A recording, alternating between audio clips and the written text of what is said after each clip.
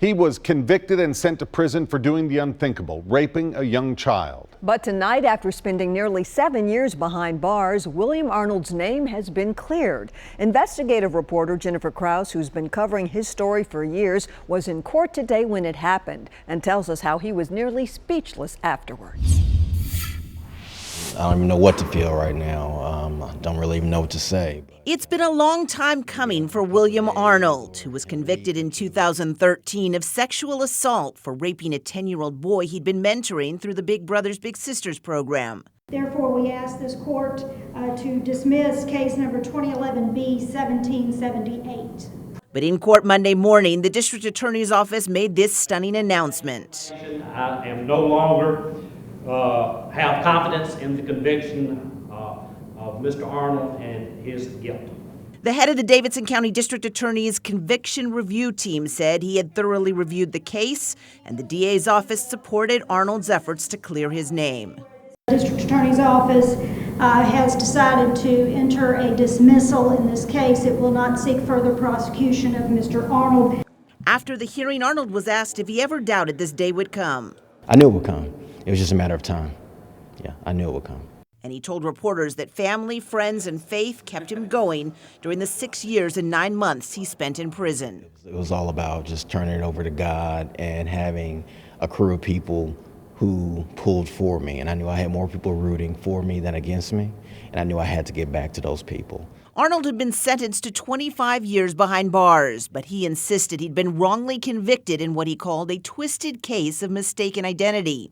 He told News Channel 5 Investigates in a series of phone calls from prison in 2018 that he never sexually assaulted or even inappropriately touched the boy. Never. Never.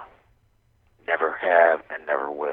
But the mother of Arnold's accuser told News Channel 5 Investigates in 2011, after she'd filed a $3.5 million lawsuit against Arnold and Big Brothers Big Sisters, that Arnold had repeatedly had sexual relations with her son. I know it happened more than maybe 10 times. She said that after her son began acting out sexually, she asked if anyone had done anything sexual to him. And after she asked if William had touched him, her son finally nodded yes. And so began the case against William Arnold. But there was another William in the boy's life at the time. And during a videotaped interview with investigators, the other William even admitted to the relationship. But that did not seem to make a difference until Arnold was fighting to overturn his conviction, and a renowned forensic psychiatrist scrutinized the case and told the judge she was convinced it was the other William the child was referring to when questioned by his mother.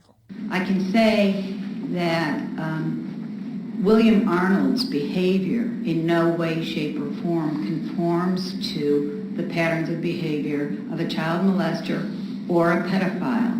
This past February, the Tennessee Court of Appeals threw out Arnold's conviction and sentence, highlighting that forensic psychiatrist Dr. Barbara Ziv's analysis of the case and her conclusion that Arnold did not commit the crime. And at this hearing, the Davidson County DA told the judge they will not retry the case. Patrick McNally was the attorney who helped Arnold get the conviction overturned.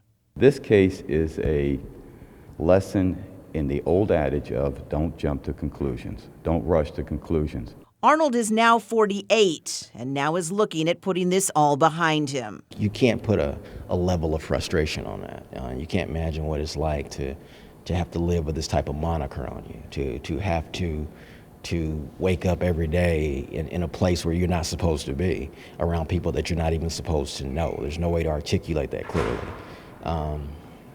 But it happened.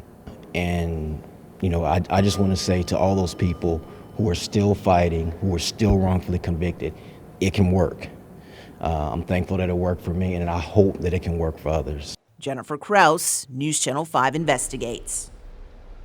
Both Arnold and his attorney thanked the DA's conviction review unit for taking another look at the case. Glenn Funk created the unit after he took office, and Arnold's case was the first to be dismissed after a review.